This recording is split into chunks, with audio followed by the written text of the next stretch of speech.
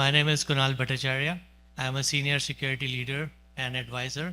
My security journey has been pretty long.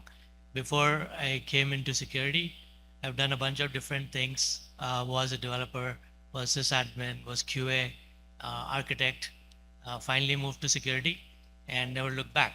I also have had the privilege of building a homegrown bug bounty program before the likes of HackerOne. I don't know if they're the sponsor, and then eventually moved into a lot of the security stuff. And I just consider myself to be a lifelong learner. Apart from security, I guess I'm an avid runner, swimmer, um, dad, whatever. Yeah, so that's me. Sarah, you want to introduce yourself? Hey everyone, my name is Sara Attarzadeh. I lead vulnerability management at DocuSign. I've been in the vulnerability management space specifically for about 5 years and really passionate about infrastructure security, about patch automation, and also emergent vulnerability response. As it relates to everything as code, my first introduction to everything as code was infrastructure as code when I was building patch workflows in AWS, utilizing everything, all of my resources were deployed using CloudFormation. So I'm really passionate about this talk as well. Hi everyone, my name is Shahar Man, and I'm the CEO and co-founder of Security. Backslash is doing a reachability-based AppSec, a modern one for AppSec needs. How about now? Better? Hi. Can you hear me at the back? Perfect. So again, Shahar Man, co-founder and CEO of Security. Previously, I was leading the engineering team of a company called Aqua Security, including the product management for putting out their very nice open source tools for the community like Trivi, Cube Hunter, if you're using some of those. And most of my career I spent with the enterprise leading engineering team, mainly at SAP, both in Germany and Tel Aviv. Happy to be here today. Thank you, Shahal.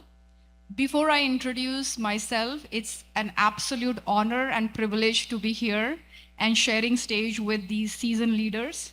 But I do want to take 10 seconds to express silent gratitude to our awesome volunteers. So let's have a big round of applause for our volunteers.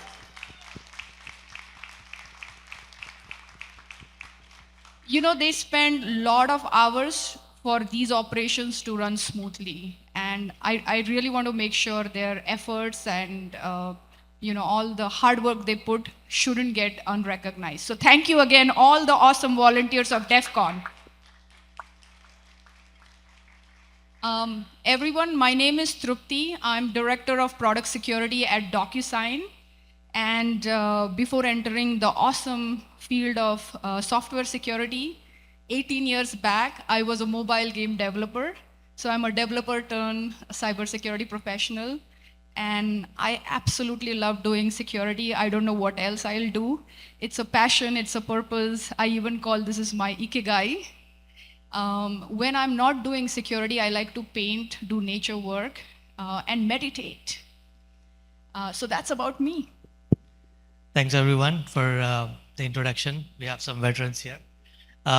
So quickly jumping to the topic. AppSec, it's a very loaded term these days. And people ask me, what is AppSec? And why do you want to transform it? So what is AppSec? It is application security, as everyone knows. I want to talk about how AppSec has been in the past and what we are seeing now as the trends, and what do we anticipate how things will be going forward. Probably like a prediction from the veterans here. With that said, we'll get to the questions that I had. What are the key challenges in securing everything as code? Nowadays, everything is code, policy is code, code is code for sure, including things like IAC, GitOps, serverless. What are the bigger challenges that exist today? Sarah, do you want to take that?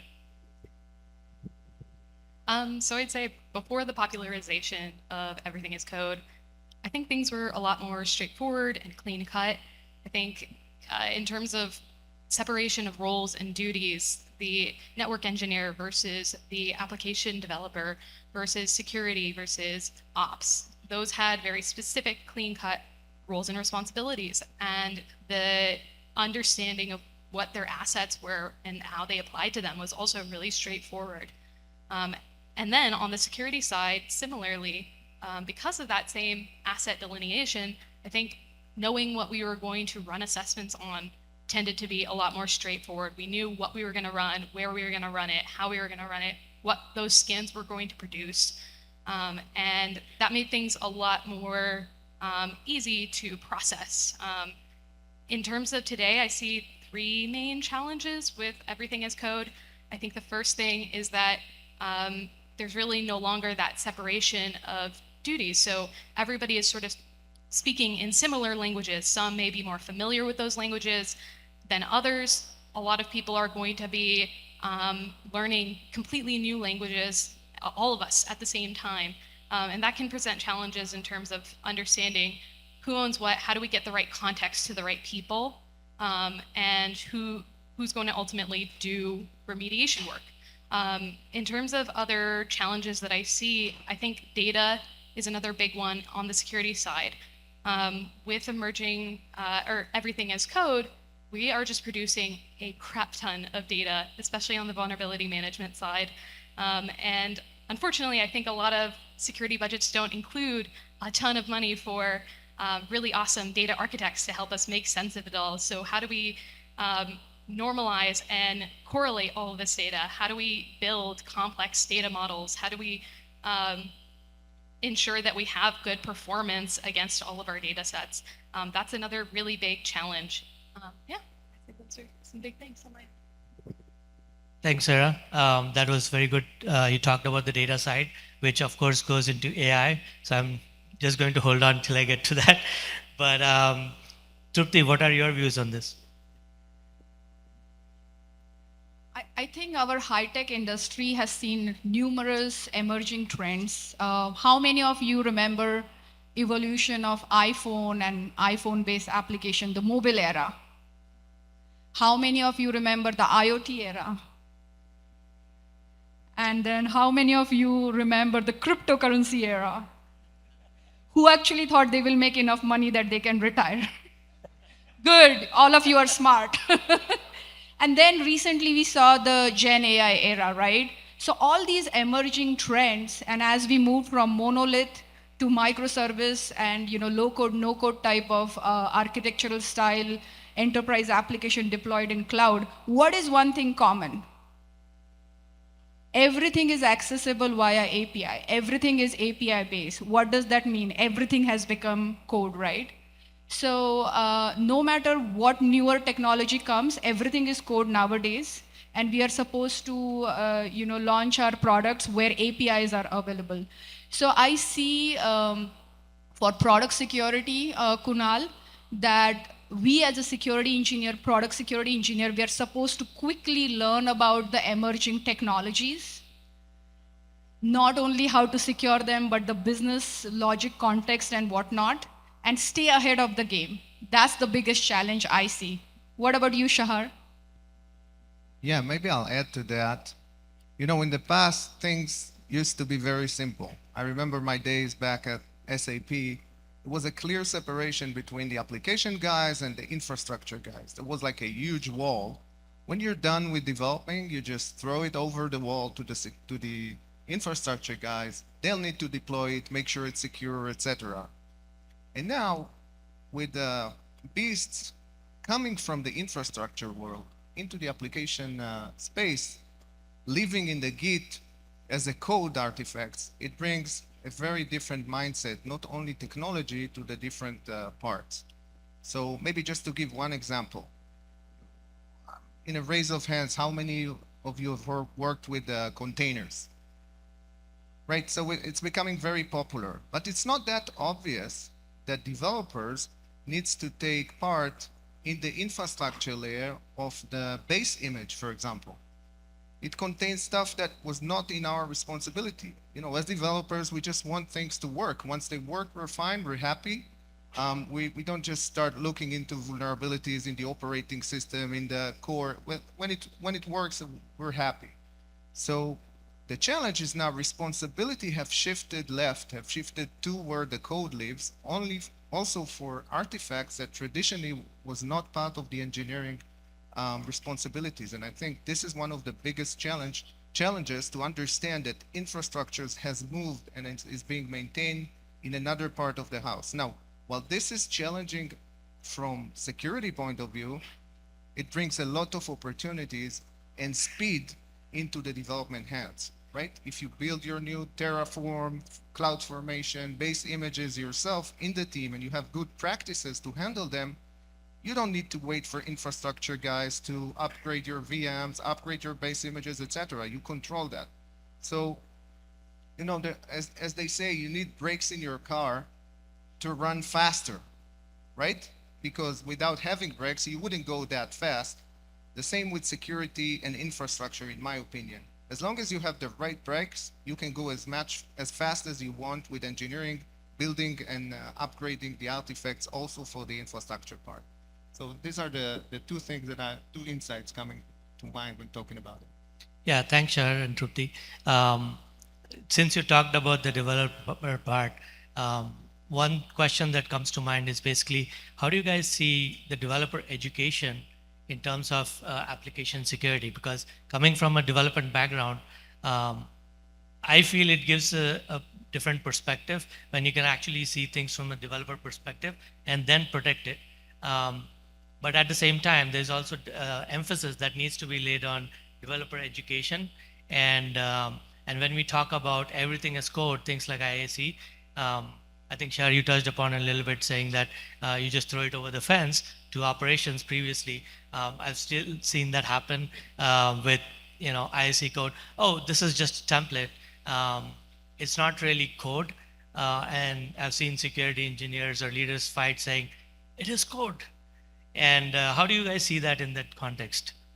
Yeah, maybe I hope we're not going to start a fight between Trupti and myself, but we see things very differently. So from my perspective, leading engineering team for the last 20 years, I think the exercise of educating developers, being more security aware, kind of failed. I mean, let's face it, developers, they don't care about security for good reasons. They're passionate about developing features, about going fast, about the functionality that they bring to the world, and they get paid for that. So it's always a burden or a hassle for them to treat security in the right way. We expect them to do that, right? So, and not only security, when we talk to developers these days, they feel like everything is being shifted left. There's no QA paradigm anymore. They need to do it themselves. They need to do security. They need to do documentation of the code. So out of their, 100% of writing code and creating functionality, they need to spend a lot of time on that. This is a challenge. So I think shifting left might have gone too much, expecting developers to create security on their part. I don't think that's fair. I think the gates may have shifted left, and that's very right to put it as part of the CI/CD, etc. But the wisdom and the expertise of doing the right policies, the right security, it's still with the AppSec team, with the DevSecOps guys. It's a profession to be an application security person. This is why we've chosen to be in that profession. And if we're able in a program to get the wisdom of security into the policies and let alone the developers to work under these policies, that's the balanced way, not just giving them more and more education about SQL injection, past reversal, you name it. I mean, they got it. Second point is that you can educate 99% of your developers, but your security program is only as strong as your weakest developer, right?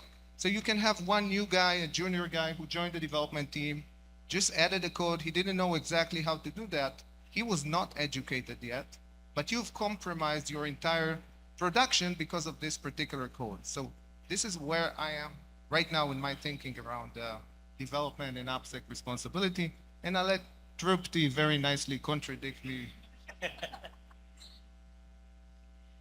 So, Shahar, I do understand your concerns about shifting security left completely. But let me ask the audience, how many of you think we can scale product security, application security without developer? Please raise your hand. Not a single hand. Thank you, audience, for being with me. Okay, all right.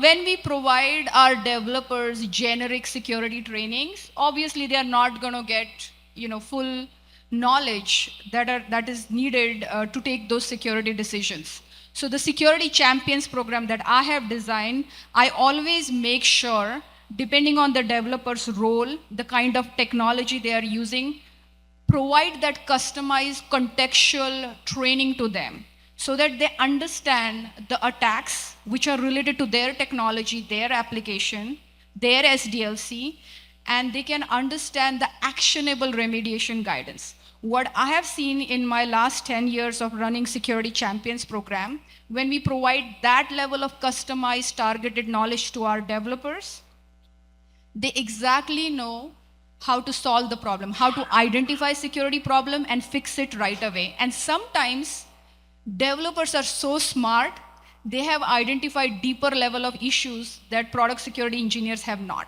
Because product security engineers go from application to application, one system to another system, they rarely develop that deeper level of context. So I have seen very successful cases. One of the things that my good friend Sara brought up, if we want to have security checks at before every PR merge, can we have security engineers do that? Absolutely not. In this way, security becomes the bottlenecks. We can't match the speed of innovation. So I really think if product security invests enough time building and delivering those contextual trainings to our developer, they absolutely love and welcome this level of knowledge.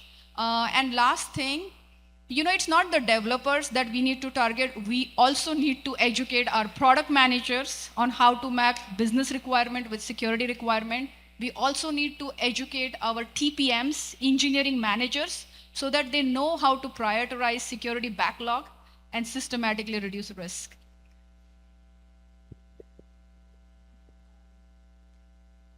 I would say that I agree with both of you in different ways. So realistically, yes, I don't think that you're going to have, I don't think your dev team is going to be very happy if your team of 5 application security engineers are the bottleneck for 6 to 12 hours waiting for a PR to be merged because it's in the pipeline, there's a gate check, and they either don't have the context to figure it out themselves, or they need a validation or an exception, and they're just waiting. That's not realistic.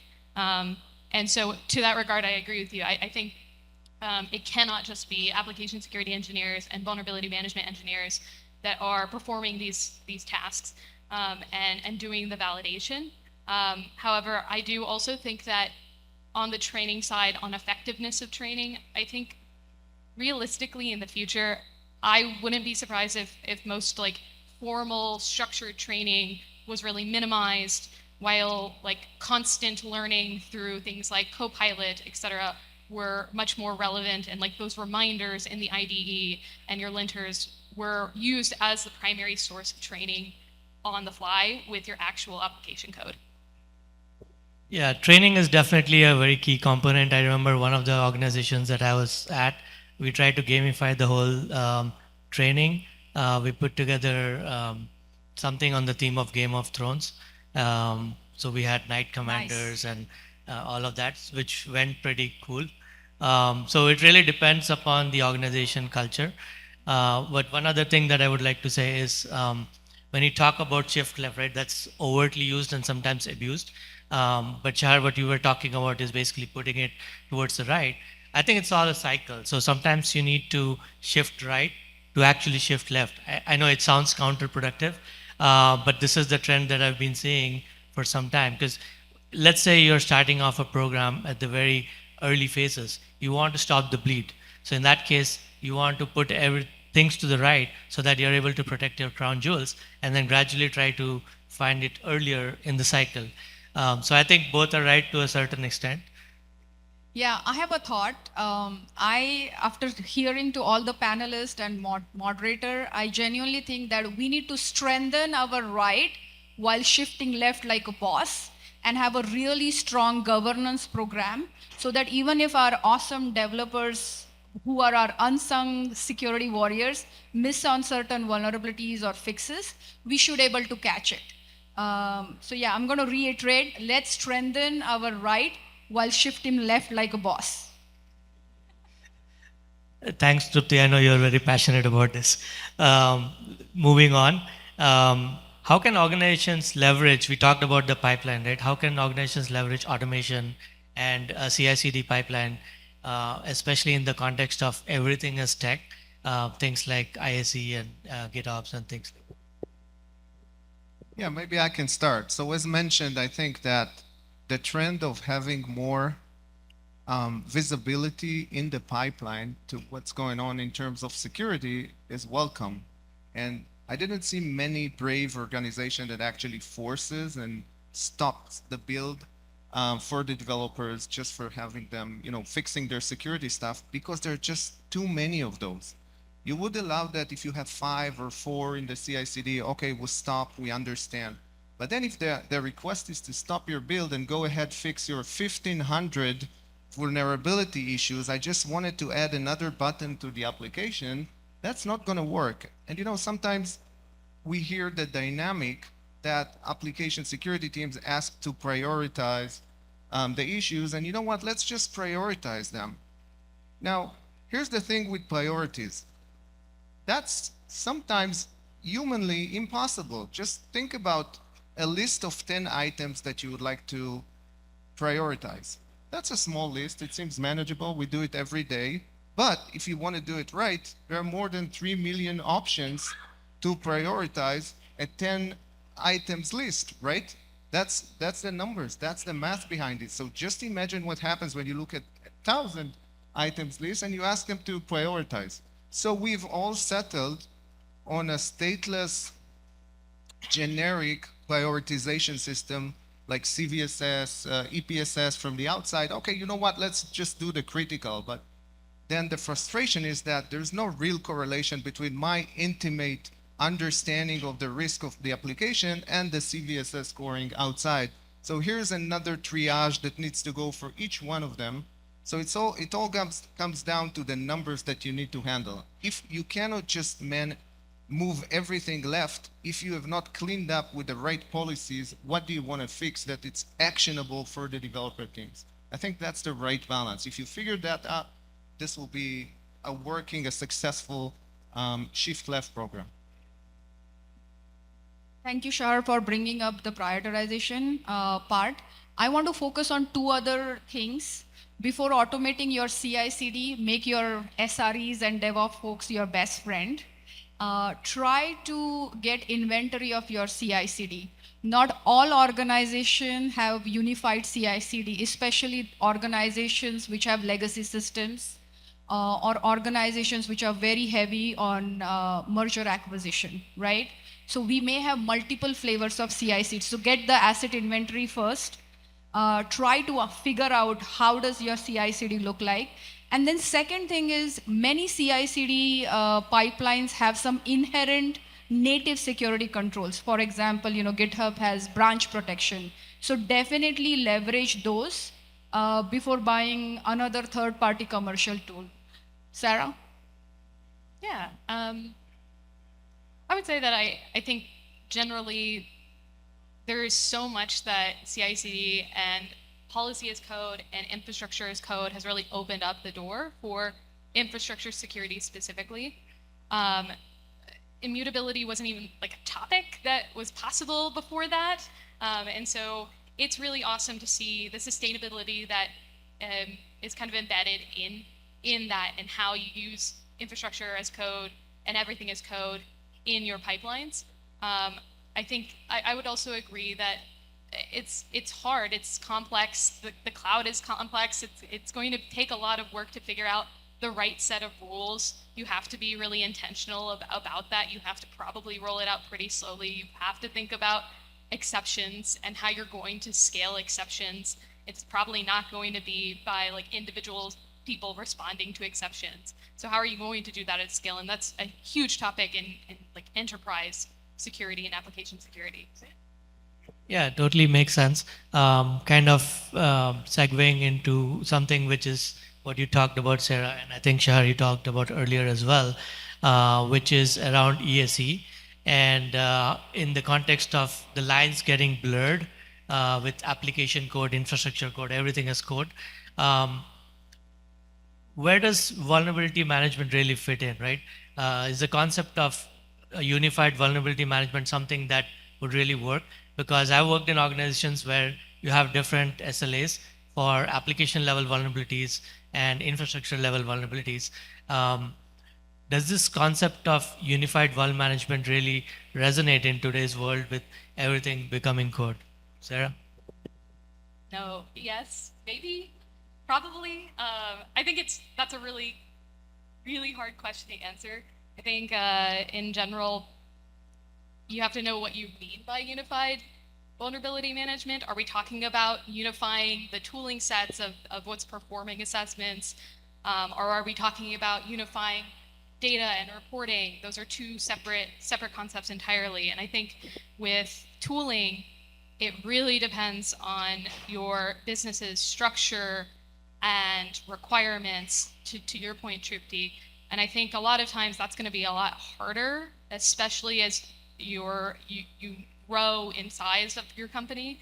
I think it's going to be a lot harder to optimize that, but I think it's a worthwhile endeavor for a lot of cases because the complexity of all these scans becomes very, very nebulous. But what's probably more realistic in terms of unification is unification of data. I mean, ultimately, a lot of this stuff is the same conceptually. There's a thing that we have found and it needs to be fixed, and it needs to be fixed at this time frame, and it needs to be fixed by this person. And that is something that like can be unified. But I did talk about some of the data challenges embedded into that, but that's where I would kind of lean into. Just to provide a little bit more color to the question, when I talk about unified vuln management, definitely data is one aspect. But when I say vuln management, like most organizations are policy driven. So you have a policy of saying that any issue, any vulnerability needs to be fixed in, let's say, 1 day or 2 days for critical, 5 days for high and medium, so on and so forth. So my question was mainly in the context of, do you have the same SLAs? And if so, can you put the same logic? So for example, the difference that I would see in infrastructure level vulnerabilities would be, you just need to upgrade, but there could be thousands of upgrades that you would need to do, which is where the automation comes in play, versus, let's say in the application level, you actually need a design fix. So does it really make sense to unify it? So that's the question. No, I don't think like total unification of SLAs and activities makes sense. I think there are certain things that you can potentially unify around that, but perhaps like things that you are finding in code before it goes into an image is it might have a different risk compared to things that are already actively running on a container image, and you probably need to prioritize those differently for sure. So I think there's a lot of, again, complex rule sets that have to be embedded, and your teams are going to have to sit down and identify what those rule sets really look like in the context of your business's risk tolerance. Yeah, I agree with that. Many times organization for the sake of compliance teams and GRC teams, if there are any GRC teams here, please don't hate me. So yeah, for the sake of convenience, people like to have same SLAs for application security vulnerabilities as well as infrastructure security vulnerability. But if you look at the remediation phases, application security vulnerabilities sometimes are very hard to fix, especially if it's going to require design and architecture change. And at that time, we really have to be with our developers on their side, defending, why it's going to take 4 months or 5 months and what it takes, because oftentimes those who have never written code or never done any development, they don't understand what it takes to fix things, right? So I genuinely think that we should have different set of SLA depending on the remediation efforts required. Yeah, maybe I'll just add to that shortly. I think from management perspective, they really like to have one, single pane of glass on a certain business unit or product. Well, they can see, they don't care if you have 500 or 300 issues. They want to see the trend. You used to have 500, 1 quarter later, you have 200 or 300. So it's nice to capture them together in one tool.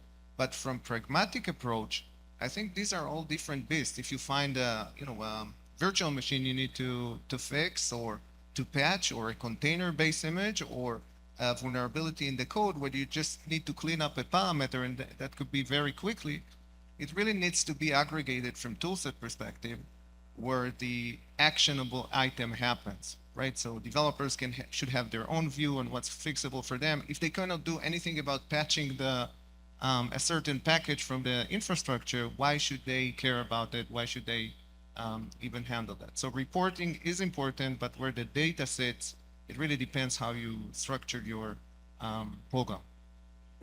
And you talked about context being king, right? So I think context also matters a lot, especially when you talk about, for example, a library which needs to be upgraded, that would technically be under an SCA.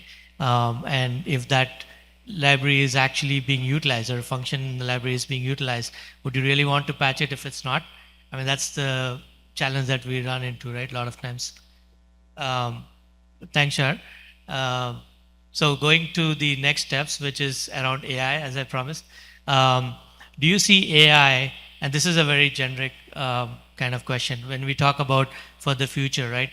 We have been seeing AppSec being in the same state of molasses for maybe 20 years now, where we have SCA tools, we have SAST tools, which are kind of struggling because there's a lot of context which is really hard to get. Do we see AI as a panacea which will solve these problems and bring us towards this glorious green future? Yeah, maybe I'll start. So in a nutshell, I think we're going into, as an industry, to the AI era with our eyes wide open. I mean, we've been there before with the machine learning trends. This will save everything, right? And now every company would put an AI sticker on what they can do. However, I think there are very specific use cases that AI can help us. It's not just a generic behind the scenes, under the hood functionality. It's very specific. I mean, let's face it, in the last 2 decades, the industry, with all the money put into the industry of application security, vendors, etc., kind of failed fixing the same old things. If you look at the top trending vulnerabilities right now, same thing. I mean, SQL injection, number 3, out of bound memory, write is 1, read is 7. This is the ranking, right? We've seen CrowdStrike's out of bound recently, past reversal still trending. With all the tools that we have, that's the same thing. We cannot get rid of them as an industry. So I think something fundamental should change with our expectation from code writing in that perspective. All the recent attacks, same holes in the application, everything stays the same. I think before we even talk about AI, and I'll touch it in a second, there are so many things that we can do right now in order to improve the current situation, because many people, many CISOs, head of app security we talk to, kind of settled with the current situation. So 90% of my code is coming probably from open source, right? But just recently, the industry realized that out of the 90% of the packages you bring in are not being used by your team, right? And all the scanners you'll go to will tell you need to fix those vulnerabilities, although they're not reachable. So the poor developer He just brought in a framework in order to use a certain functionality. This framework brought all the transitive dependencies with it, around 100, sometimes more. And now he has tons of vulnerabilities in the code, but no one cares about it because these areas of the code are not reachable, kind of dead. So how about just focusing on what really is being accessed, being approached, etc.? So these are important problems we should solve as an industry.